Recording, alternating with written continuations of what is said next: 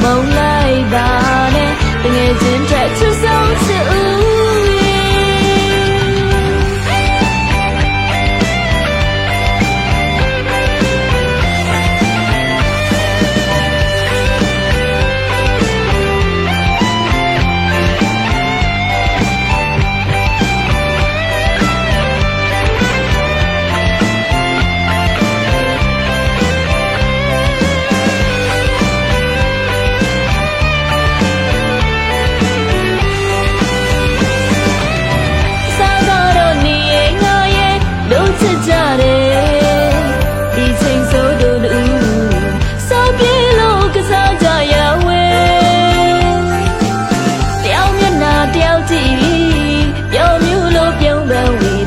တငယ်ချင်းရဲ့တို့လူ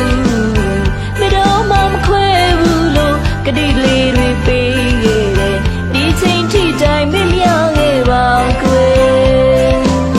ခုဆိုရင်တငယ်ချင်းရဲ့ပေးစီကိုရောက်လို့နေတယ်နှစ်စင်နေတိုင်းငါမတော်လွန်ပြန်ခဲ့ပါတော့ချစ်ဆုံးတငယ်ချင်း